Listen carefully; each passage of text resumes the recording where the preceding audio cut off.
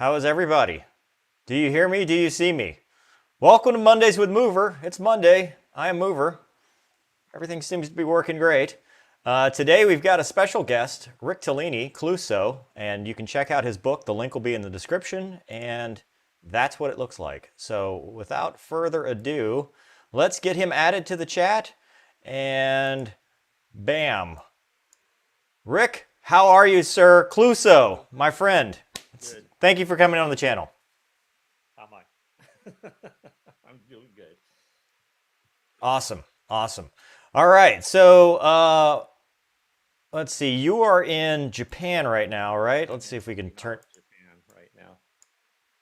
turn your volume up there. Try to. Do you need more volume? I can do it. Yeah. Okay. I swapped mics while you were gone because I thought this would be better. Maybe no feedback. Yeah. No. I think you were good there. Okay. Is this good? Perfect. Perfect. Awesome. Okay. Awesome.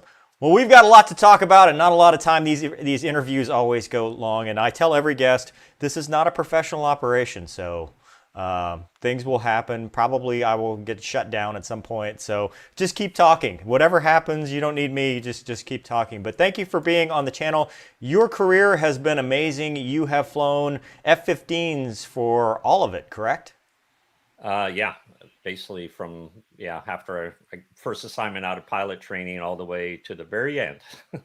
Yeah, and still, right? You're still doing, we were just talking about I'm this. You're still doing helping it with that. virtually now. So in Yeah, the F-15 awesome. simulators.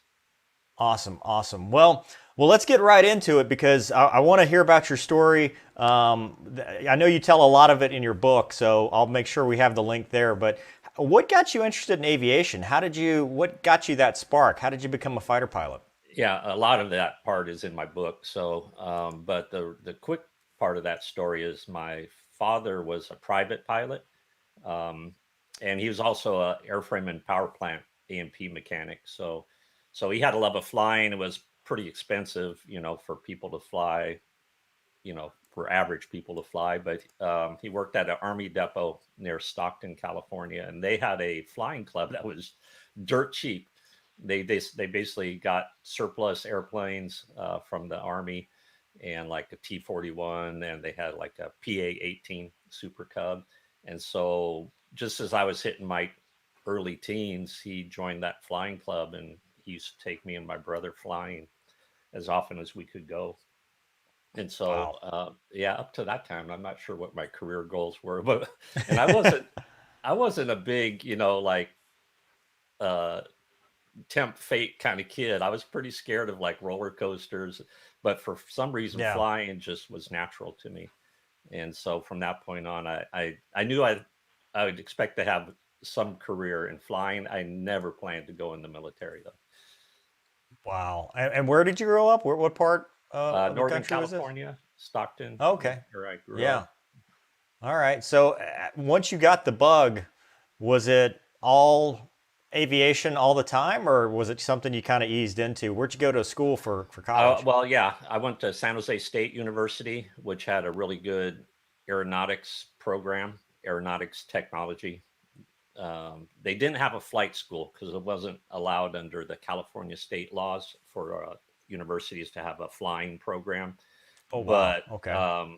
but it was a really great program for anybody interested in an aviation career, and they taught everything from maintenance management to uh, administration to things that you'd want for a commercial aviation career. So Wow. Did you do ROTC or I didn't. OT? No. No, Wow. like I Okay. said, So you got your degree. I had Yeah. no military aspirations.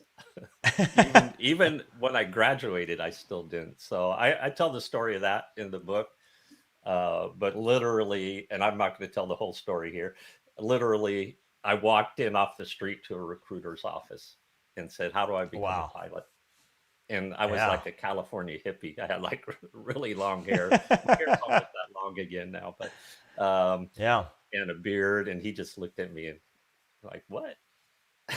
Yeah. So, Well, it worked out then. So you go to OTS, and then where'd you mhm. go to pilot training? I went to Willie, Williams Air Force Base, Oh, cool. which Yeah. was like that was the pearl of all the pilot Yeah. training bases, and that was a great experience too. Just great instructors, great class, um, and and it was it challenged me. Not the first half in the T-37s, but the T-38 phase was a challenge, and but I managed to graduate By this, DG. oh wow. Well, by this time, did you have your pilot's license going Oh into yeah, pilot training? yeah. Like I said, I was really planning on becoming a commercial pilot, and Oh, so okay. through school, the university, and then I actually taught at the university for 2 years after I graduated in the same Wow. program, and I was already a CFI, CFII, multi-engine Okay. instructor. I had about 800 hours, and I was pretty close Jeez. to getting to that point for an ATP and moving. And I had a Yeah. lot of friends on that track, so it was really a departure for me to go in the Air Yeah. Force. Had you And done any like aerobatics and stuff? Did you I have any issues with sickness or anything in I the? did, and I did. Yeah. You did. So, Okay. yeah, my friend took me out in a Satabria one day, and he didn't teach me basic stuff. He goes, "Let's do snap rolls. Let me teach you how." And I mastered it pretty quickly. And we did about Yeah. 30 snap rolls that day. And I got on the ground. I felt so bad. It wiped me out for a couple of days. But once I was, in pilot training, I didn't really have a problem with it. So That's awesome. That's awesome. And you managed to graduate DG. Was that giving you your pick basically of whatever aircraft you had, or how did the um, selection work back then? yeah, And what year is we this? had this was 1982 into 83. Is I Okay. graduated from pilot training in 83, and we had a really experienced class because my class was mostly um, guys from civilian life, just like me. In fact, Cherry Pitts, who was my wingman during the war, Oh wow. he was Yeah. there too, and he had a lot. We probably had about 7 or 8 guys that had a lot of civilian aviation background. Then we got a few people from the academy, a lot of ROTC guys. They didn't have as much. So, but the top of the class was pretty stacked. And so there was no guarantee. Really, could get an F. That was my first choice. Not originally. There's another story about that in the book. My first choice originally was F-111 until my instructor talked me out of it. Oh Um, yeah. and Be a then bomber pilot, man. There's no F in F-111. It's I didn't know that at the time, so it just looked cool. I grew up yeah. in the '60s, and that was the airplane. But anyway, so it was not a sure thing, but everybody kind of knew what everybody was doing. So I thought there was 2 F-15s in the class between the 2 flights, and I thought I would get one of them. I just didn't know where it would be to. Um, and one went to Eglin in Florida, and the other one went to Kadena in Okinawa. I got that one. I had no idea where Okinawa even was. Where's Kadena? That sounds Yeah, it's like, interesting. but I found out later I got the best of the 2 assignments. So when I got to FTU, RTU at Luke for F-15 training, a lot of the instructors there said, "Man, you you got the best F-15 assignment going to Kadena. They know how to do business Wow. there." Well, so you're going this. So this is probably 83, 84. Mhm. You're flying the Eagle when it's pretty new, right? I mean, the A model's been around for 5, 6 years at this point.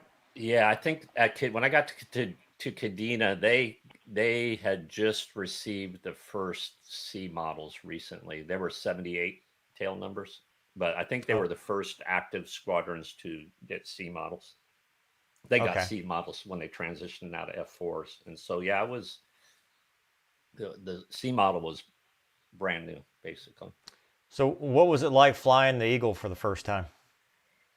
Um, it was a little bit intimidating. um, it was very easy to fly. In other Yeah. words, just from a hands-on, I can even take somebody in the simulator when I'm working. We'll have tours come in, and somebody who's never flown an airplane before, I can talk them through a landing in the simulator. Yeah. It was that easy to fly, uh, but and as you know, the weapon system was complicated, and to be able to Yeah. master that uh, was a bit intimidating. And so I think I struggled a little bit at the beginning of the course, but um, I finished good. Yeah. Well, that's what counts. I mean, how'd you like, we fly the T-38. In fact, I'm flying the same A model T-38s Hmm. that you flew back then. The Eagle has a lot better capability than anything you'd flown at that point. I mean, what was it like, the first time you go out and do BFM or dogfighting with this jet versus what you'd been used to and actually pulling, it's a 9G jet, right? So now you're Yeah, pulling a lot more Gs. yeah, getting used to the G's in the BFM fight. I mean, we did BFM with T-38s at Holloman, but that, that was kind of a slow Right. progressing fight. And so just the pace of the fight was and the high G aspect of it, and then once again trying to integrate the weapon system into defending and looking for shot opportunities and stuff.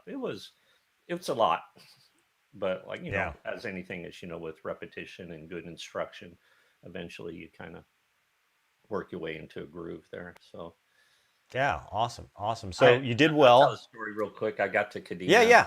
um, and I became a pretty good BFMer, I thought, at Luke.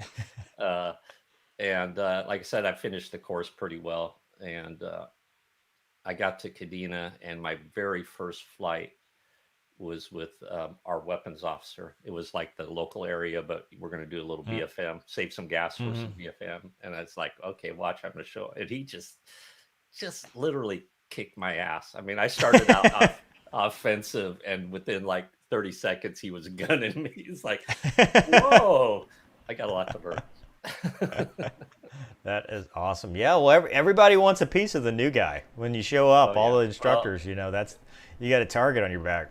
yeah, well, the and I kind of emphasize this in the book. My first squadron was the 12th Tactical Fighter Squadron at the time, the Dirty Dozen, and they had a very high standard of expectations for everybody, and you were not going to get cut any slack. In other words, Yeah. everybody's out there to beat you up every day until you got better, and that was a great benefit to me. There was no, hey, I'm going to give you a little bit of power so you can gun me. It's like, no, you want to gun me, Full up you're or going to have full to up. come earn. Yeah. Yeah, you're going to have to come earn it. So that anyway, That's awesome. That's yeah. awesome. So you show up at Kadena, and in the '80s, what was it like being a fighter pilot, flying the Eagle at Kadena in the '80s, in the Reagan years? Uh, well, I consider that kind of the golden years of the Eagle and air superiority. There was a lot of training opportunity, and especially being at Kadena in the Pacific, and I can't remember which general 3 or 4 star termed it, but it was the land of large force employment. Um, Nice. and Nice. so everything from the basic training of BFM through all the normal ACT type of training, uh, that was great. We had F-5 aggressors in the Philippines, and we would either train with them there. They would come up Wow. to Kadena often, so we're always training with the aggressors, other visiting units, a lot of DACT, and then we would go to many exercises. But for the Philippines, Cope Thunders, we would go down there, and we were just flying these huge packages.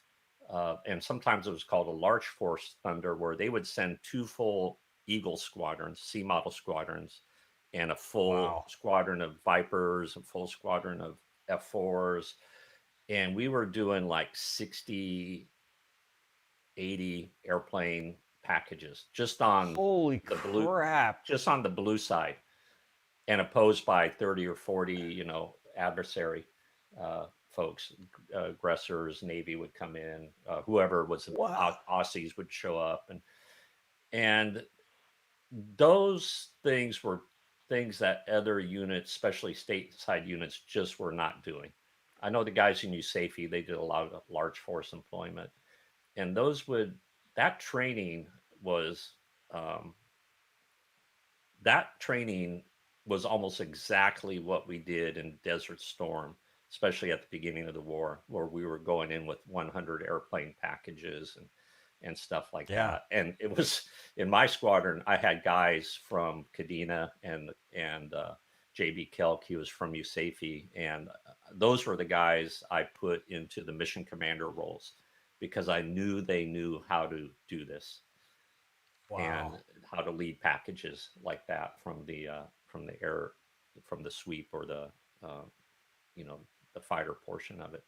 And Right. so that was a huge benefit of being at Kadena for a Yeah. first assignment. That transferred over when I went to Eglin on my second assignment. So what kind of dissimilar did you fight? I mean, what kind of aircraft did you get to go up against in the Eagle, in your first tour Uh, there? well, F5s quite a bit. Pretty much anything that was in the U.S. inventory because everybody was around. F5s, F4s, F16s. Navy Yeah. would show up with their Tomcats, and How'd you like and fighting the Tomcat? we called them Tom Grapes. We liked fighting them a lot. Their radar was not as good as ours. It was not a true fourth generation pulse Doppler radar, so we knew how to defeat their Phoenix shots and get in close. And it was fun to fight them. And then the other thing was, and I talk about it in the book too, and I've done a couple interviews with Steve Davies and Gail Peck for Hmm. their books, but we got to go to Las Vegas and do the Constant Peg program. So I got to Okay. fly, do a couple missions against MiG-21s, and that was awesome. Oh, That how was was that? I truly mean, awesome. those dudes have a. I mean, it's a pretty good bat turn there. I mean, what was it like fighting those Yeah, guys? yeah, I did a 1v1 against a MiG-21 and then a 1v2. Um, and it was amazing how little gas they had, so you didn't get to fight with them for very long. But the F5 guys, the aggressors, had taught us pretty well how to fight, and they were really good MiG-21 simulator. They could do one Mm. good turn, and then they could use their nose position Yeah. to intimidate you. Or yeah. So at the fight's on, once I lagged off and hit the guy's turn circle, and he was out of energy, he just goes, "Knock it off." He goes, he goes, "You did the right move. This is not going to end good." So Yeah. uh, and then the 1v2, then you kind of realized they don't have a lot of SA, and as long as you can keep sight of both of them, you'll do okay. So I did okay on that one, but that was an awesome experience and it's that program's really pretty well described by Gail Peck and Steve Davies. They both wrote books about that program, and so it's Yeah. Yeah. unclassified now, but Yeah. at the Yeah. Yeah. time it was Yeah. No, if super secret. you definitely had a lot of good guests on the channel, like when it first came out, a lot of good stuff. Yeah, so we got a little bit of a delay, I think. Oh, I always. All right, I'm back. Me too. um, but at Kadena, you're a lieutenant. I mean, what is the culture like for a young wingman in the '80s? Like, what was the expectation for you, and kind of how did you deal with it as a civilian going into this fighter culture where you're a brand new fighter pilot, a wingman? Hmm. Um, that was another great aspect of the Dirty Dozen is the leadership and mentorship I had there, and it was fun. First of all, to be in the Western Pacific in the '80s, it was Top Gun era, and all the TDYs. And I think you have a photo there of our one of the bars in the Philippines that we'd Yeah, frequent yeah. when we're down there. So the that part of the cultural aspect was fun, and I talk about that in the book. I give a couple examples of typical fighter pilot craziness. Um, but once again, the when I got there, I felt like I was a pretty good pilot, like I said, and I was just kind of okay. Let me go enjoy my sorties, and I'll do the best. And I just remember, I think he was my opso at the time, and then he became my squadron commander, and his name was Dan Opek Hess. And I credit him in the book as I had a lot of great mentors. I used him as the example of the one that really kind of launched me. But he just kind of took me aside one day and said, "Look, we know you can be a lot better than you are right now. So Really? yeah." And he goes, "You just need to take this seriously and make an effort to get better every day." And that just kind of like, oh, I thought I was doing pretty good, but Wow. maybe I need to do better. And I, from that point on, I think that that was right when I was getting ready to be a flight lead, and those additional upgrade programs, flight lead, four ship flight lead, four flug, and then I actually made it to instructor level, my first Wow. assignment. Those really kind of, yeah, those got me going. And then That's there's awesome. in the book I mentioned my mission commander upgrade at the Philippines, which was with my same weapons officer, Sumo Adler, and it was my very first mission commander out the window or going out the door, and we just kicked ass on the mission. And I came back talking, that's probably the best mission commander ride Sumo's ever seen, and I got just ass chewed in the debrief in front of the whole squadron. It was like, yeah, we did good because everybody else knew what they were doing, but it had nothing to do with my planning or my brief or anything. So that taught me, it's like, okay, I need to be better at every phase every step that I'm taking. I need to push myself to be better. Wow. And from there, as a captain, you went to Eglin? Yeah, which was really unusual because most of my compatriots, they were getting, going back to pilot training as instructors or some other kind of alpha tour, not in the Eagle. It was really rare to get back-to-back Eagles from a first assignment. So they had a program called Constant Carrot, and every year one wing would get to choose one pilot to continue on to an operational Eagle assignment. And Oh, that cool. year, I don't know if you know who Russ Handy is. He just retired as a 3-star. We were together there. He was in the 44th, and he got the one at the end of the fiscal year, and then when it rolled over to the next fiscal year, I got the other Constant Carrot, and so that sent me to Eglin on a Wow. second back-to-back Eagle tour. Was that an instructor was that a schoolhouse or was that ops tour? No, that was operate. That was the 58th squadron I went to, which is the Oh, squadron cool. I would end up becoming the weapons officer for, and we would go to Desert Storm. So that all just tied together. That gave me my opportunity to go to weapons school was going to the Guerrillas, the 58th Tactical Wow. Fighter Squadron. Another great mentor there, Mongo Robbins. Steve Mongo Robbins was the weapons officer, and he just kind of groomed me to to excel and get to weapons school. So how was weapon school for you? I loved it. Did It you was, really? oh yeah, yeah. You got my weapons school class, I think, on the picture board there. On the Yeah, it's Yeah, well, it's covered up yeah. by You can us, see the but top of our craniums. There's 6 of us there, and it was just it was just a party from the beginning, but a serious effort to excel during weapons school. And the nice thing about it was you had no other distractions. No normal daily life, no squadron additional duties. Your job was just to become best instructor pilot you could be. Um, and I love that part of it. And like I said, we had a good time. There's a lot of stories I probably can't tell from well, tell me the ones you 4 can months. tell. What was Nellis O Club on a Friday in the 80s like? Ah, it was crazy. And this was the old O Club. So if you go there now, it's like the Ramada Inn, and everybody hates Hmm. it. But this was the old O Club, and it was just like a normal Air Force O Club where you'd walk in and you just smell that beer and mold smell, and it feels like Yeah. home.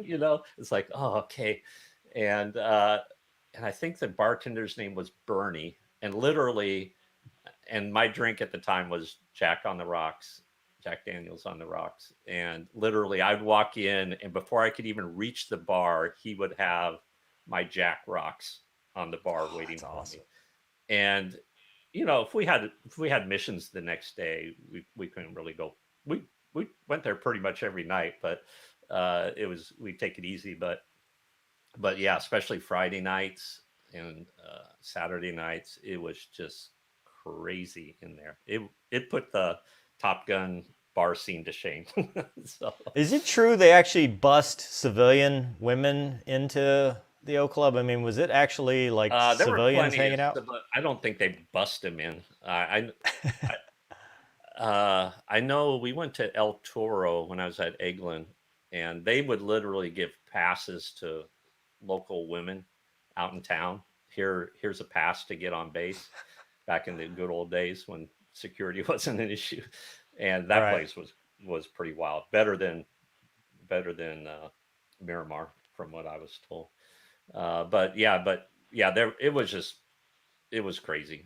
So I That's guess the one awesome. story I could tell that was pretty tame was near the end of our course, and somebody came in with a scarf on, which was like verboten. It's like wearing a tie or a hat into a bar, Nerd. and Yeah. somebody grabbed the scarf off of him and then threw it up. There was like a little rafter above, just off the side of the bar, that was like a false ceiling over some of the tables, and somebody threw up there and he got all upset. I go, I'll get it for you. And so one of my classmates boosted me up, and I'm literally up in the rafters. And there's, now that I'm up there, there's like 20 hats, 30 scarves. It's like dusty from probably 30 years, never been cleaned up there. And I think I find it because it looks new, and I throw it down, and literally I step off one of the beams and go straight through the ceiling. Oh And no. everybody just said it was the most awesome scene they'd ever seen. Is all of a sudden the whole ceiling just dust and dirt and wood comes, and here I come flying through it. And a couple of my guys grabbed me before I hit the ground. It's like, if it was nowadays, you would see that on a YouTube video, I'm sure. So Yeah, that does happen. So what about, I mean, the actual execution of weapons school? I mean, is it long debriefs, long flights? I mean, how is the flying? flying was great because you're flying mostly against the best aviators, because you flew mostly against the instructors. I I had a lot. I had a lot of experience. I had been instructing for quite a while, flying at a high level for quite a while, like almost 5 years by the time I got to weapons Oh school. wow. And Yeah. so I did really well in the BFM phase. I didn't bust a ride until my last ride, and it was against a Viper, and I flew against. I think they literally set me up as a. They're probably putting side bets because they set me up against the best BFMer in the Viper weapon school IPs. So I had to fly against a Viper, and I didn't do bad, but I didn't kick his butt, and that's what they wanted. And I busted the ride, not just because of my Oh, fighting, but I. It took me a while in the debrief to figure out why I didn't do as well. And then the next, I did it again on the next ride, and I kicked the other guy's butt. So, oh wow. but I think that was the only. I don't think I only busted like 2 rides, which I got through that, and then the other phases, my experience was beneficial. So I was able to graduate as the class DG for Yeah. the F-15 Oh wow. side. Good. Here. And So you leave there. Russ Handy was there too, the other guy from Kadena. So Oh, you guys are just crossing paths left and right. yeah, we followed each other's career paths, and he ended up with Langley at Desert Storm also. So our career paths like followed all the way until I retired and he became a general. We kind of deviated there. So you went back. Were you a weapons officer at Eglin at this point? Is that what you went back to do, or did you get a new assignment? No, I went to weapons school, came back, and as the weapons officer, took over the weapons shop from JB Kelk, and then it was I was the weapons officer for that time, and I think it was about 8 months later after I graduated that we're deploying to Tabuk, Saudi Arabia, for Desert Well, Storm. let's talk about that. What was the lead up for Desert Storm for you? Um, mean before we actually deployed, or? Yeah, I mean, how are you preparing? I mean, so all this time you've been basically a Cold War, Hmm. you've been building up for the Russians, and now suddenly we're going to war, or we might be going to war with another country. I mean, how was that lead up? How are you preparing as the weapons officer for your squadron? Yeah, that was a little bit of a challenge because the historical part of that is the during that time frame. I think while I was at weapons school, the Berlin Wall came down, and everything seems like, whoa, the whole world's at peace now. And when I got supposedly, Yeah. uh, when I got back to Eglin, that was a challenge to keep the squadron focused on combat training, and not just our normal everyday training, but keep the very high level standards that I'd learned in the dozen, and keep guys focused on that. And we had some opportunities because we were the first Eagle squadron to have the MISIP avionics suite upgrade. And Okay. so we got to go to Nellis both before my weapons school and after many times to do help the 422 test squadron with tactics development, and so that really provided a bunch of additional training opportunities, and so when we did get the deployment order, we were probably one of the most experienced and best trained Eagle Oh wow. squadrons in the Air Force. And because of our, I think it was Paco Geisler was our commander. He was a Red Eagle flying MiG-21s and stuff at Nellis prior, and he's like pretty famous in the Eagle community. And I think he kind of handpicked some people coming in to have higher experience just because of that upgrade program going on. And so when we deployed, we had some really good experience. We took some young guys with us too, but we had some really good experience going going over to the desert. Were you, I mean, so going from that Cold War threat to the Iraqis, I mean, what was the Iraqi Air Force like, and what were you kind of We building didn't it know. up toward? You just didn't know. No, it was not our theater. Our theater was supposed to be go to Germany, deploy to Germany, and fight the Soviets. Hmm. And so the idea of Southwest Asia deploying to Saudi Arabia, what does Iraq have? It was like a mad scramble to get intel, to get information, figure out where we're going, who we're fighting, what their capabilities are. But we kind of eventually got there to where I felt I had a pretty good feel for what the Iraqis could do. But there was probably some shortfalls in intelligence also. The good thing we had is they'd fought the Iranians in an air war for about 8 years, and so Yeah. we did have some fairly good idea of what their generic tactics were, and what level of training they did. And their tactics were pretty classic Soviet style tactics. They were things that our aggressor squadrons always threw against us. So you could Yeah. recognize them lots of times as they were happening. And that's the way it kind of turned out also. What we didn't know really was how good are these guys? We knew they didn't probably train at the level we did, and they definitely didn't do large force kind of stuff. But just as individual fighter pilots, we didn't have a really good feel of, are they going to come out and fight? How good are they going to fight when they do? Um, and what are they going to throw at us? And so, so it wasn't really until the opening of the war that we got a taste of what it was going to truly be like. Did you show up in Desert Shield? Like, did you show up at the early Yeah, part of the war and then transition, or so you were yeah, there we were flying there. caps? No, we were there. We went in August of '90, so we were one of the first. Langley was the very first Eagle unit. They went like on day one. We watched it on CNN. It was like, where are these guys going? We didn't even know what had happened in Iraq or Kuwait and Saudi Arabia. And then it was about 2 weeks later that we deployed, and so we were there for basically the 5 months leading Holy up to crap! January and the start of the war. So what were you doing in the lead up? Just capping? essentially, or Yeah, like that was probably the no-fly most zones? difficult. That was probably the most difficult part of preparedness because we couldn't do normal training missions. Really, we had caps, HAVA caps, high value asset protection, because we had AWACS and RC-135s, doing their thing and orbiting. So we would cap for them. So those there were everyday, normal, real contingency missions like that. And then we had to keep a lot of our jets armed just in case. And so we couldn't rarely just go out and do normal training, um, like we normally would. And so just that was my biggest concern, is keeping guys proficient leading up to the war. So we did as much as we could.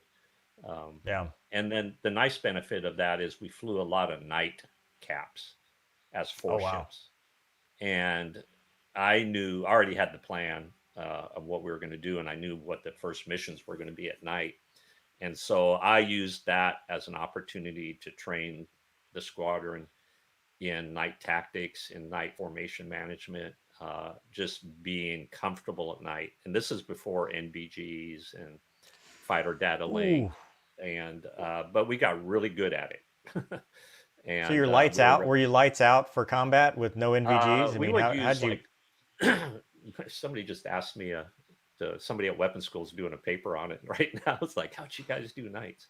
Um, we would go through light drills of very minimum lighting, and just like formation lights and things like that. And then we successfully turn off lights as we committed and moved closer. Yeah. And you just kind of a lot of it was just planning, practice, deconfliction, and big sky theory that we're not going to hit each other. The same Contracts, way, mini same block day. altitude, stuff like Yeah. that. Mhm. And like I say, we would practice these things night after night on a 4 hour, 6 hour cap. So we Jeez. felt pretty comfortable going into night one of what we were going to do and how we were going to be able to do it. So what did you do night one? Night one was started out at 0300 on the 17th of January 91. And some people might know the overall plan of Desert Storm, but the first part was to have soft forces go in and take out all the early warning radars on the Iraqi border so they couldn't see stuff. And then they were going to send in F-117s and EF-111s to jam to help support those 117s. They were going in totally unprotected. And Jeez. that was not Air Force doctrine. That was like totally brand No. new. Let's trust the technology. So, and then when they came out, what we had was a pure fighter sweep going into Iraq, and those were pretty rare training kind of missions. A pure fighter sweep. We weren't Oh protecting yeah. anybody. What we hoped was the 117s and the radar attacks would stir up the Iraqi Air Force, and we'd just go in and take them down. And then right behind us would be a huge Navy package from the Red Sea forces going in to do a massive seed effort against the mostly the SAMs in Baghdad, to help take down for the follow-on packages. So that was the first night. So we had I had an 8 ship. I was a mission commander for the 8 ship, being the first Eagles to go into Iraq. And then over to the east in the central part was Bitburg. I think they had a 4 ship, might have been an 8 ship. And then farther east in their next lane over was Langley.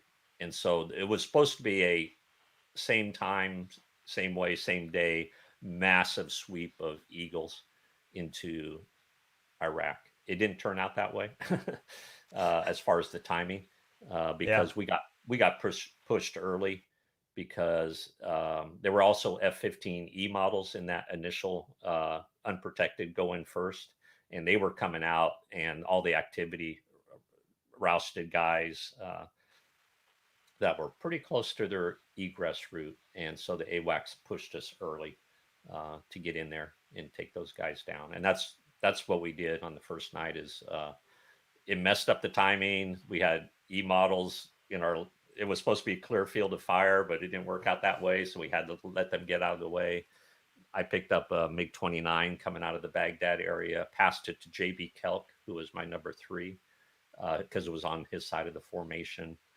Saw a few other fighters over to the west. That was Cheese Grater's 4 ships, AOR. So I passed those off to him. And JB Kelk took down that MiG-21. That was the first kill of the war by a good 10 or 15 minutes. And then Cheese Grater followed up. He ended up behind us. He wasn't line abreast because of the no notice. Hey, go push north. He was waiting in his orbit to get to his push point. So, but the timing worked out good from him being behind us as he caught a couple F1s launching off of Medaisis airfield and took them both out. One with a missile, and the other one followed his flight lead into the ground. So he got credit for that one too. So that was the first night. We took down 3 Iraqi alert fighters. Were you pretty, I mean, up to this point, everything's been training, but were you nervous, or were you just like, hey, I'm compartmentalizing, I'm doing what I have to do, I'm sorting and targeting like I'm supposed to? Like, what was going through your mind there as you push on your first real I tell combat the story mission? in the book, and then on Steve Davies' channel too, is I wasn't nervous until the weather officer came in and told us what the weather is going to be like.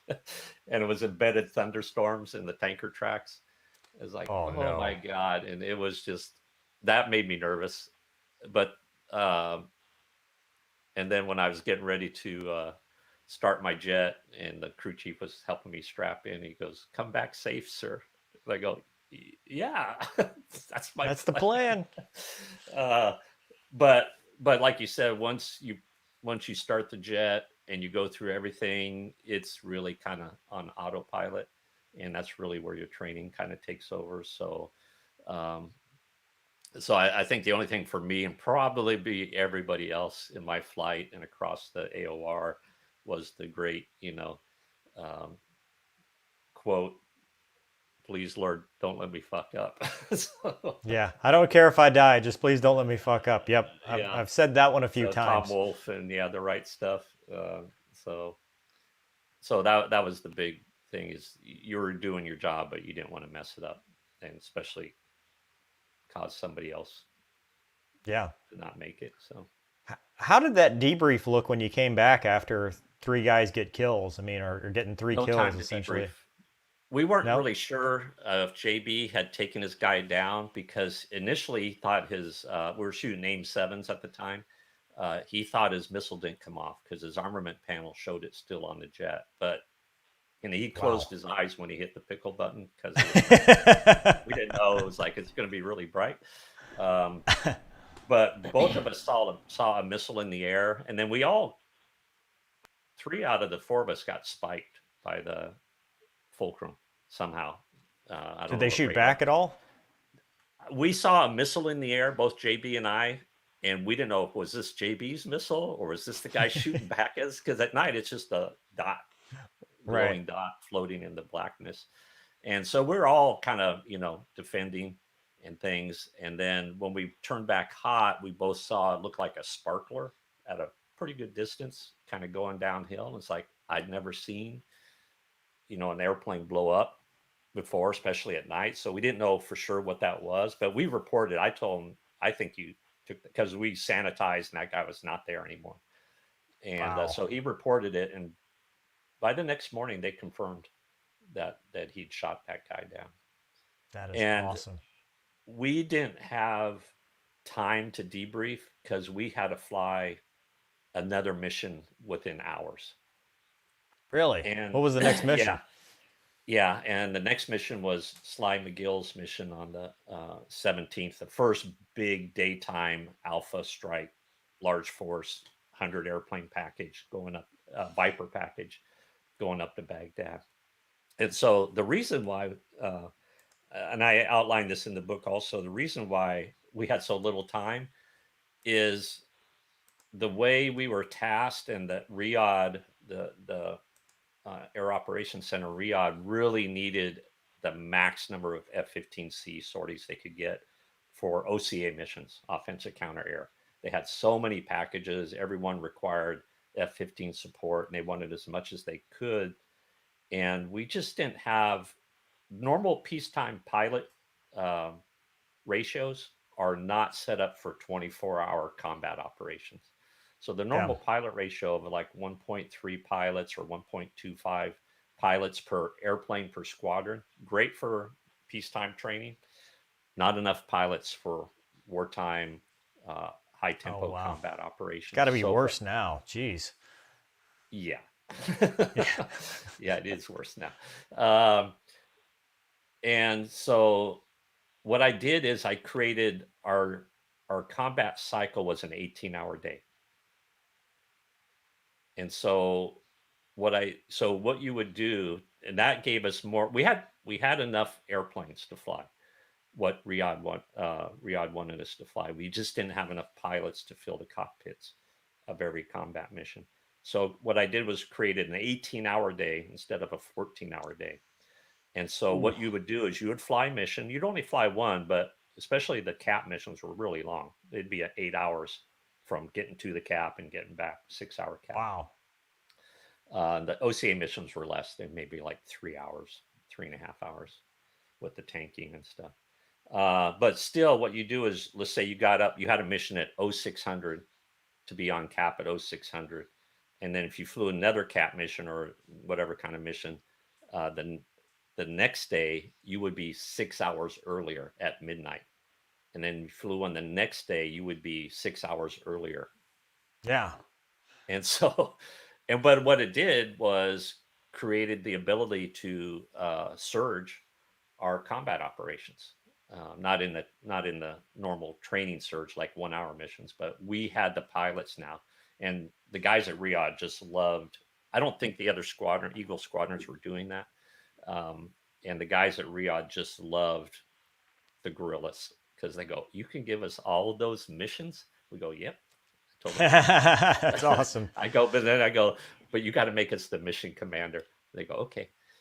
We And take it. so yeah, Yeah. and so that was to our benefit a lot, especially in the first 3 days where we had the majority of our shoot downs were all on those kind of high tempo, large force kind of missions. Wow. Where were you staying, and what were the living conditions like there? We were at Tabuk.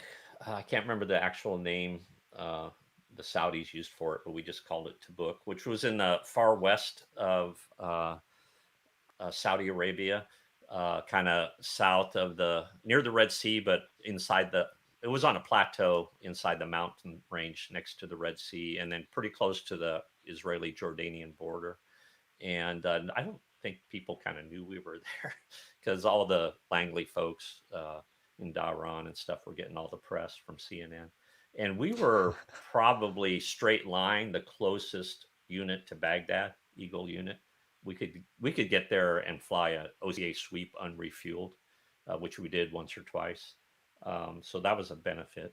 And the living conditions, we were better off than many because it used to be a British RAF base there a long time ago, Okay. and they had a lot of expats that worked there. So they built these they were kind of clapboard uh, billeting things. They weren't nice, but it was a room. It was like two to a room with and a, a bathroom for your room, and we were like in a Yeah. compound where all the pilots stayed because we had a little bit of extra security there, and so that was good. We weren't living in tents or next to a runway, not being able to get sleep and stuff like that. And that was good because we needed our sleep 3 or 4 hours a night. Well, yeah. I mean, so at this point, is it just continuous operations? Do you kind of settle into a battle rhythm where, you sleep, you eat, maybe work out, go No, no fly? workouts. No, it was a battle rhythm, but it was a high tempo battle rhythm. So literally, I credit our flight doctor for giving us go pills and no go pills as we needed them. And literally, most guys, I would get back and take a Restoril, a no go pill, because you just had to get to sleep immediately. and get up about, maybe a good night was 4 hours. 3 to 5 hours later, you get up and literally you're back in the briefing room. Get some food, back in the briefing room, and you're flying your next mission. And then you get back and literally you go straight back to your quarters and start that process again. How difficult were the missions compared to kind of what we trained to, like in reality, actually doing them? Was it easier? I mean, you're working off no sleep and stuff like that. I mean, did you find it to be more challenging than training, or did you find the training was harder and thus prepared you? I it's hard to answer that question because it was different, but the training prepared us definitely. We had planned out the first 3 days of the war. We had the first 3 day air tasking order, and that's what helped me figure out how to schedule it too.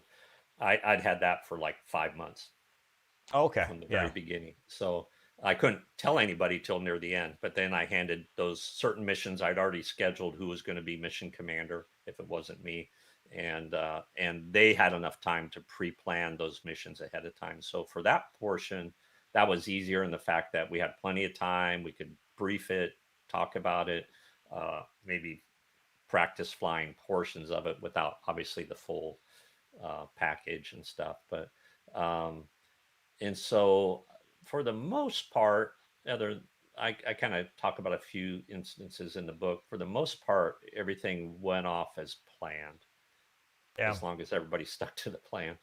And so so that was good. You just didn't know who was going to show up, from the Iraqi side. So we just never knew, where are they going Did to come out and fight or not. did they ever actually? I mean, to what extent did they fight? First night, Through. they came out. They launched a lot of airplanes. We were locking up guys all the time, and it was only the Fulcrum and then the two F1s, which we kind of, I think G's Grader kind of surprised them. I'm not sure they knew he was there when he took him down. But a lot of the Iraqis we would lock up at night, they would just turn away and run. And then they kind of stood down because we took down, and then Tater Tate from Langley took down, I think, an F1 on the east side. So we took down 4 or 5 Iraqi airplanes combined among the coalition on the first night. And they were their frontline fighters. So it seemed like they stood down for a couple days. Well, I'm sorry. The very next day on the 17th, that mission I went on, Sly McGill was the mission commander. I was the 4-ship lead for the other 4-ship. There were 2 lonely MiG-29s in a cap right near Baghdad facing a 100 airplane package coming at them. And with our Eglin 8-ship of Eagles up front, and Sly McGill and Rory Drager, Hoser Drager, took down those 2 MiG-29s. So basically in the first 24 hours, they lost about 7 airplanes. And they stood down the next day. We didn't see, I don't think, anything flying. And it wasn't until we got to the 19th that they came out and made a concerted effort to fight us, take us on. Not a big package like they did on the 17th, but I found out later from Doug Dildy. Oh man, I can't remember his co-writer's name now. That'll come to me. They were writing books on. He wrote a good book on F-15 versus FOXBAT, where he tells our story. Tom Cooper, I think was his name, the co-writer. He had contacts with Iraqi Air Force pilots. Most of them were out of country by then for whatever reasons. And he was able to find out that what we saw on the 19th, where we got 4 kills, the 2 MiG-25 FOXBATs by me and Cherry, my wingman, and then 2 MiG-29s by Rico Rodriguez and Mole Underhill. And they all occurred pretty much at the same time. The Iraqis came out to fight that day. They came out with a plan, and their plan was to try to trap an eagle or 2 and shoot down an eagle. They didn't want to take on a big package, so they were looking for eagles out there on their own, and we were there. to give them what they wanted, I guess. So, well, let's talk about that. I know it's in your book, but Yeah. which we'll have the link there. But let's talk about that kill. What were you doing, and kind of what happened? Well, it was kind of a fog of war situation where we weren't actually. It wasn't a planned mission. We JB Kelk was leading a huge, large force strike package that morning, and it got canceled. And I think it was canceled partly because of weather in the target area. It was an F-16 uh, mission, and they needed clear weather for their target, and they're dropping iron bombs. Um, and then also that same evening before, the Iraqis had shot Scuds at Israel, and I think the Israelis were kind of pissed off, and uh, and so we got canceled. Went back, landed, and a friend of mine from Kadena, Richard McSpadden, uh, he's got his own channel too. He's a former Thunderbird lead also. He calls me up from Riyadh and goes, "Hey, Clouseau, we're doing the Scud hunting missions in Western Iraq. We need some Eagles to fly cap for them." And it's like we were maxed out on Yeah. missions. This is still going into day 3, and everything was accounted for. Like, well, we're filling all the missions we were tasked. And then I realized it's like, hey, we got canceled early. If I can get my maintenance guys to turn our jets, I go, let me check with maintenance. I'll call you back 20 or 30 minutes. Talk to maintenance. They go, oh yeah, your jets are ready right now. And I go, okay. I called them back. I go, yeah, we'll go up there. And so basically, we just did a no notice. Let's go up to the H2, H3 area, which was the major air bases in Western Iraq. And we're going to wait for some Scud hunters. We didn't know if they were going to be F-15Es or A-10s to come up there. It was daytime, late morning, near noon. And we're just waiting there. And the AWACS, I can't remember his call sign. It might have been Cougar or something like that. He calls us and goes, "Hey, there's a Navy package coming through your area, going up to a strike in Baghdad area." I go, "Okay, we're going to get out of the way," because Navy did not have air-to-air interrogators or anything. So it's like, let's get out of the way so they don't shoot at us. And I said, let us know when they come back out, so we could do the same thing, avoid their flight path coming out. And they did, and they go, "There's Iraqi MiGs chasing them." And so I didn't even need to raise my hand. They go, I can't remember our call sign. It might have been Sitgo. Yeah, either Pennzoil or Sitgo. It's like Sitgo commit.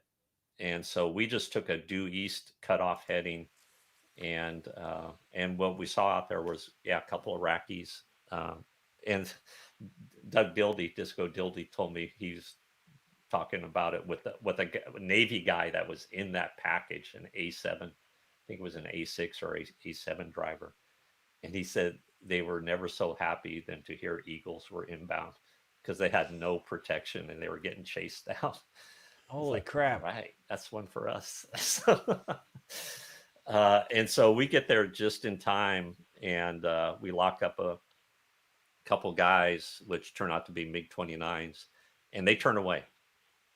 So we didn't know if it was because we locked them up, but then 2 other airplanes show up about 30 miles in trail, and I start looking at it. I go, ooh, this looks like one of those Iraqi tactics they would pull on the Iranians. And we got IDs pretty quickly, and there was a lot going on. I won't go into all the details of the fight, but the MiG-25s came to the merge and defended themselves well, because they took away our AIM-7 shots. They basically beamed at about 15 miles, and me and JB had them both sorted and locked up and broke our radar locks. And the next thing you know, me and Cherry are short range auto guns, snag. We're up around 25,000 feet. They're at about 2,000 or 3,000 feet doing 700 or 800 knots. And it just, here we go. It was classic ACM at that point. And Cherry rolls in first on his, and the other guy spits out of the fight to the south. And he's so fast, I can't even get him. So we go 2v1, against Cherry's FOXBAT, and Cherry ends up taking him down. And then uh, as I was coming off that guy, I was shooting at him too, but it was Cherry's missile got there first. And we both thought we might have to gun him before that guy apparently bailed out. And I'm coming around the corner in auto guns to the south, and I snag the other guy coming back into the fight, and Cherry sees him, calls him out. Um, and now it's 1v1, me and the FOXBAT, but I just converted right to a 6 o'clock. So don't know if he didn't see me or he just couldn't maneuver hard enough to deny that, but that's where I'll save all the shooting and fireworks for the book read, but that's where. Did you gun him? That's all I got to know. Did you gun him? I thought I was going to have to, because okay. they were doing a really good job defending, both with maneuvering. We were surprised, and I goes back to the preparation and the intel part. And I mentioned this in a couple other interviews, and I think in my book. We didn't know the FOXBAT pilots were really their best pilots. They were the kind of the cream of the Iraqi Air Force went into the FOXBAT. We all just assumed it would be the MiG-29. That was the 4th generation fighter. I think those guys came out of the Su-7 fleet and into the MiG-29. So most of the combat experience and the air-to-air kills of Iraqis versus Iranian were in the FOXBAT corps, and they knew how to fly. And the defensive maneuver surprised us. We were not the notch, basically. We were not expecting that. There was no intel that they knew that or did that. And I think Doug Dildy told me they learned that from the French Mirage pilots, where they're training the Mirage guys. They told them how to do that. It's like, what? Thanks. Thanks, French. Thanks a lot. Hey, thanks, Frenchie.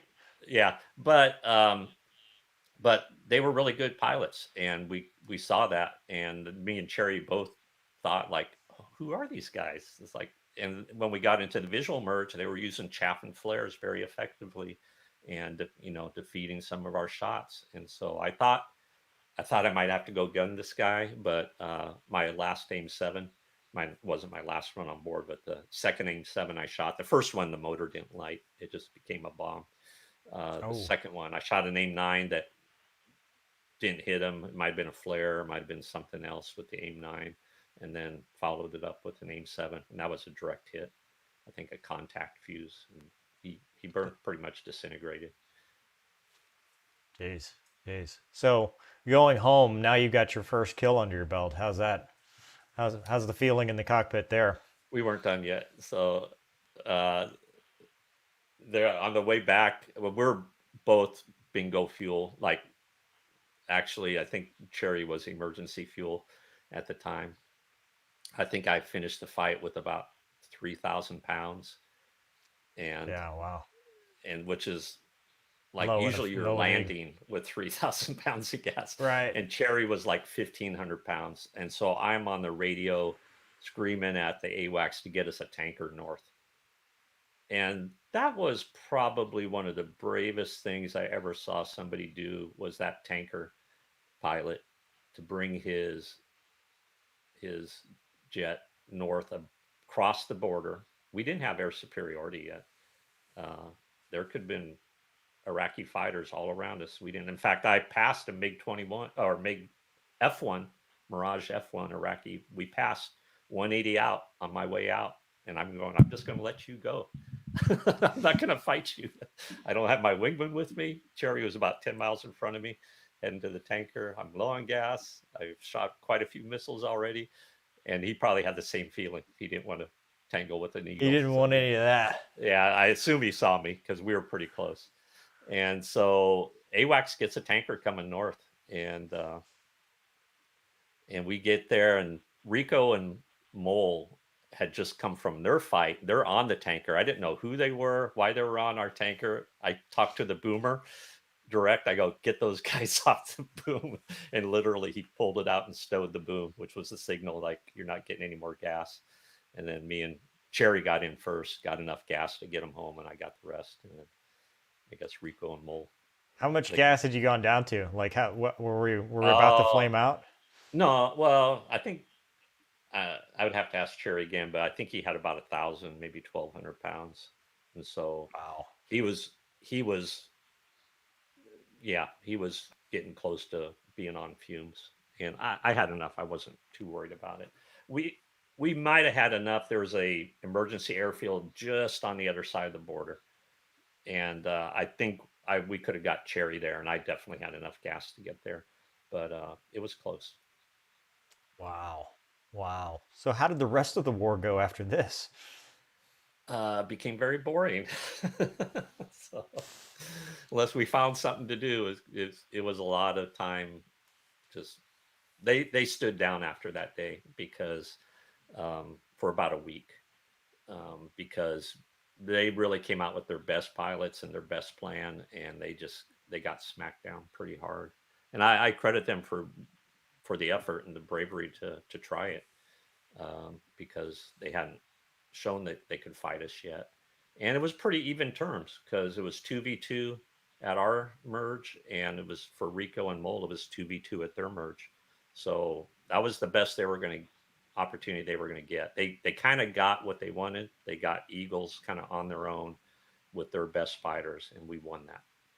So That's they awesome. stood down for about a week, and then they started the campaign of hitting them in the hardened shelters with the F-111s were plinking the hardened shelters with their LGBs, and so they were just losing airplanes on the ground without being able to do much about it.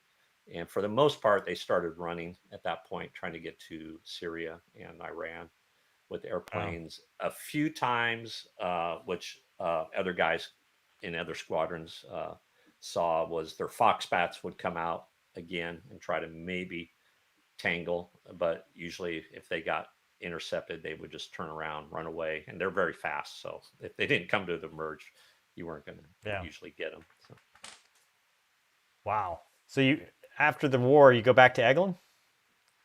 just literally, I had my follow-on Cadenas assignment when we deployed to Book, and they held on to it for me. I was kind of worried about losing that. Yeah. Um, and literally, I got back. I came home early, about a month early before the end of the war.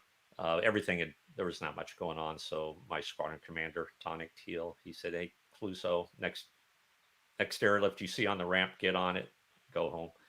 And so literally got home, just had probably about a month at home, and we're on our way back to Kadena. Even before the squadron got back from the war, so I missed out on all the, celebrations and everything Oh, back so then. But nobody got to high five you for your kill no, back at home? no, no. That's too bad. What'd you do at Kadena? Well, I became the squadron weapons officer there. I continued as a squadron weapons officer for a couple years. And the nice thing about that was we became the first operational AMRAAM squadron. Oh, okay. And we had no tactics specifically set up for that, even though I'd done TD&E with the 422. So I kind of had an idea.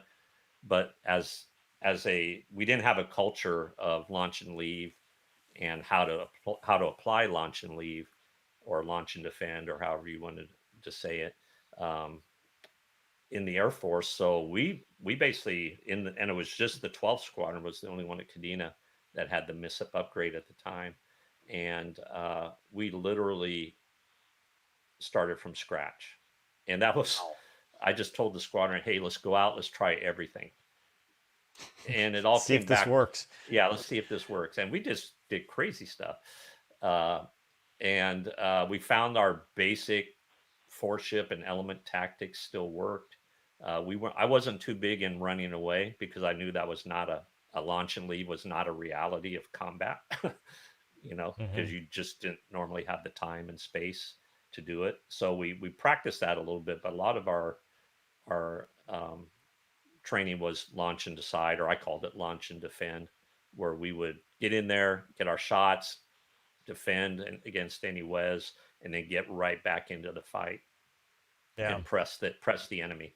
So we kept the tempo on them and don't let them have time to react and regain some offensive potential. That is kind of not the way the Air Force does it anymore. So, No. uh, So that's three ops tours, right? At this point, I mean, are you do you you're staying in the cockpit. That's pretty good. I get 4 ops tours actually. Yeah. Holy crap. Yeah. So Kadena, from Kadena, I had to go to school. I didn't like that. I was supposed to go Ooh. back to weapons school to instruct. I had 3 opportunities to go back to weapons school and instruct, and something always got in the way. The first one was the war, and then I wanted to go to Kadena rather than Nellis. And then the second one was I had my assignment and I got picked up for ACSC, so they canceled it. Oh. And then the third one was at the end when I was going to get out, and I got picked up for senior service school, and I declined it. But the weapons school wanted me to come there and take over the F-15 division, and the Air Force wouldn't let it happen. It's like, no, he declined school, so tough luck. Well, what was your 4th ops assignment? It was back to Kadena, and it was in I did 3 tours at Kadena. Every single one was in the 12th Fighter Squadron in the Dirty Dozen, and I did the one tour at Eglin in the 58th Guerrillas. And so at the end, I was the OPSO of the 12th. And it was kind of like this full circle thing, which, my book is kind of about life. It's not just about, it's just not about, Desert Storm, and how things just connect and flow. And you get into this kind of, like, I was kind of meant to be here, everything that came together. So really, I kind of ended my career as the OPSO of the 12th, which got shut down right at the end. And when they were, deleting fighter squadrons from the Air Force. And then after I turned down school, they just kind of shuffled me off to the IG office and said, go away. Yeah, wow. And so I retired out of Kadena. I was fortunate that I was able And to what'd you stay do? there until What'd you do after that? Because you're still at Kadena. You're still in Japan, right? I mean, you're still out in that area. I was fortunate to get a GS position up at 5th Air Force at Yokota in their plans shop, and so I was basically an exercise planner, and they were happy to have me there because I had so much Westpac experience, and I did that. I knew that was not like my being a civilian staff dude was not my ultimate goal. I knew they were going to build simulators at Kadena. They just weren't there yet when I retired. So I did about 3.5 years at Yokota. Loved the area. I wasn't crazy about the job, but paid the bills. And then the F-15 simulators positions opened up, and I moved back to Okinawa in 2006. Been here ever since. Wow. Well, so that led you to write your book. What got you? What made you decide to write a book? How did that process work? The funny thing, what made me decide, I had no plans. I'd helped several people with their books. Steve Davies. I'd turned down a few. Steve Davies was one of the better ones. I think it's called Eagles Engaged, and he goes through a lot of that. And then I kind of didn't want to just retread same territory again. And then Doug Dildy contacted me, and he was an old Eagle guy, and he said specifically he wanted to concentrate for his book. It was Eagle versus FOXBAT and MiG-23, and I knew since he was an F-15 guy. I go, okay, I can kind of. Steve Davies did a great job, but Doug Disco Dildy was kind of offering something else. I go, okay, Disco, I'll help you with your book. And in between that, in 2013, I got laid off. Not fired, kind of laid off. The contract ended, and it was during sequestration, and they couldn't start the contract. So I was without a job for about 4 months, and I went back to the States, to my house in the States where my mom was living, and I was there for about a little over a month. And I had so much time on my hands. I go, let me start a book. Yeah. But what had really got me to start it was, and I go through this in the introduction to the book, is I was just at work one day, and the whole, my engagement in Desert Storm, it kind of became a centroid of my career. To other people, to me, it wasn't. It was Just a one thing. Yeah. it was a big part. It had a lot of impact, I think positive and negative in different ways.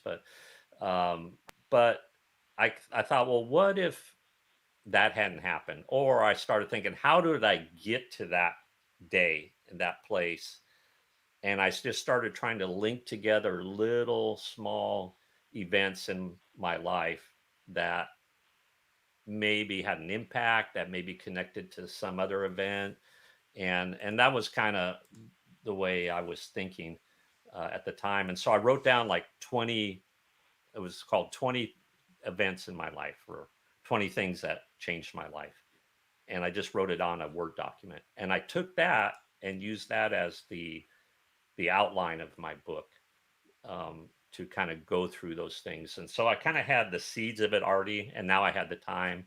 So I basically started in 2013. I finished when I got back to Okinawa. I just finished it up, and it just sat on my computer for years. And I didn't really have a good contact for a publisher, and I thought about self-publishing. And then another author named Mike Guardia, he was writing a book about specifically about the 58th in Desert Storm. And I go, oh, okay. And he was going to make it more of a complete story about the whole unit, not just the aerial victories and those pilots. I go, I'll participate in that because I want the story to be told about what other people were doing, Yeah. not just the ones that had an aerial victory. And so I helped him with that. And in the process, I told him, I go, I got this book. He goes, well, let me put you in contact with Casemate. And he did. And I sent it to him. And I just thought they weren't interested. And about 6 months later, they go, yeah, we decided we're going to publish your book. It's like, really? Okay. Nice. And then the process took about another 6 months to actually get it out there. So it was, Awesome. I had to, edit it and make some changes. But the advantage of the delay in it is I was able to find out from Disco Dildy what was going on that day that we Nice. shot down the FOXBATs. And that's kind of the rest of the story at the end of the book, and I'm not going to give it away. Okay. Gotta buy the book. All right. Well, I know you got to get going here in a second. I've got a couple more questions, the standard, and if we have time, we'll take some from the audience. But first off, KLUSO, how'd you get your call sign? Well, I used to always have a mustache, so if you painted a mustache on me, you'd probably see some semblance of similarity with the Inspector KLUSO. So I got that first assignment and I never saw it myself. And then every once I'd see a Peter Sellers photo. Oh, I guess I look a little bit like him. I know there was probably a couple other KLUSOs in the Air Force. So that's how I got that. Wow. And the second one, I know you kind of talked about your bingo story, but what is your scariest moment in aircraft? Literally scariest was I was at a Team Spirit in Korea, and we were fighting. I think we were fighting in the middle of a commercial airway. There was like no rules or anything. And we go to a 2v2 to emerge with some F4s. I don't remember what unit they were from. They might have been Fiends or something like that. And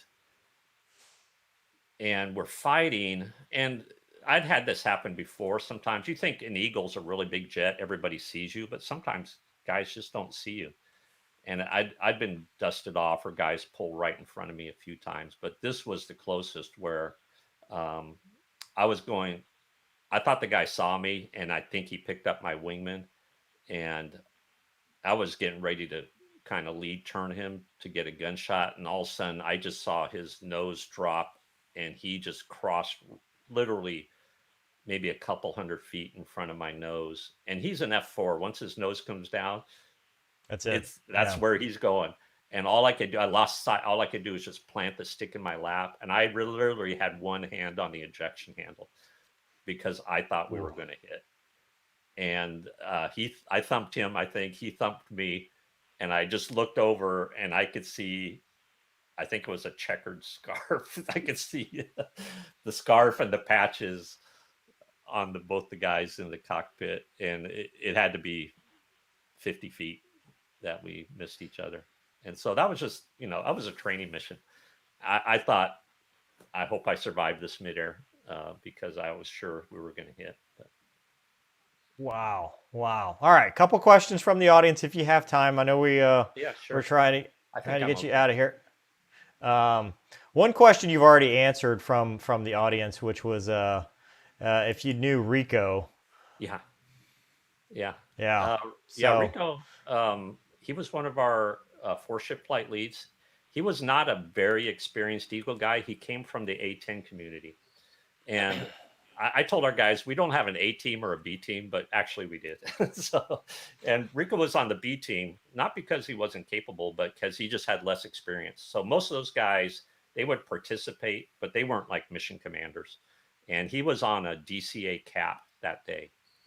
And they did really well in their engagement. And then he got another kill later. And I kind of had not seen that in Rico's abilities.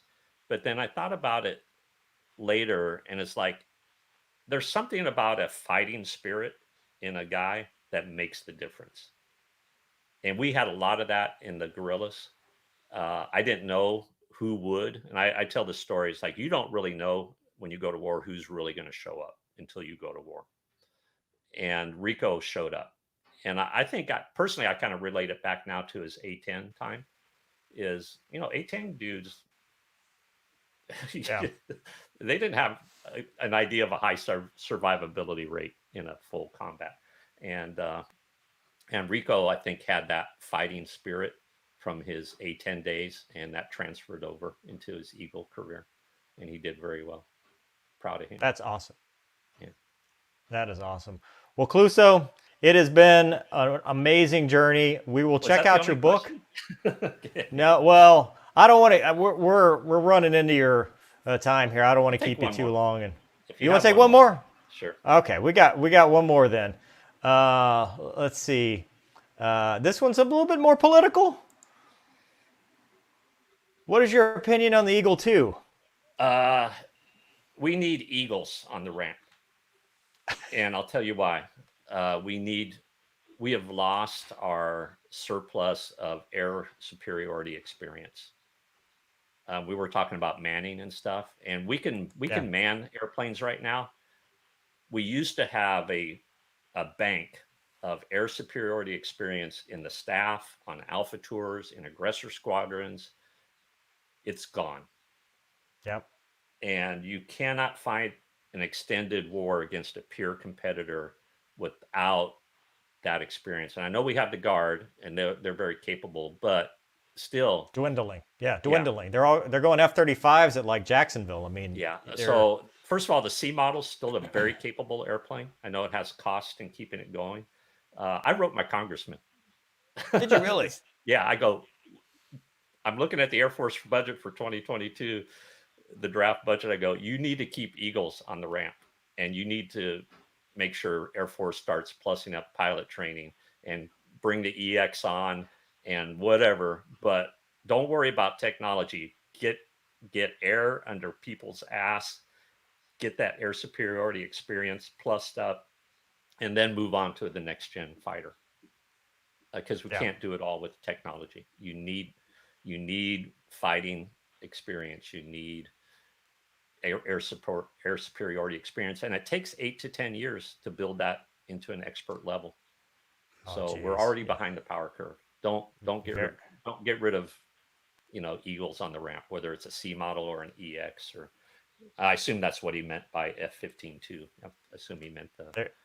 There you go. That is one of the best answers on this topic. Thank you. Glad I answered that. Write your congressman.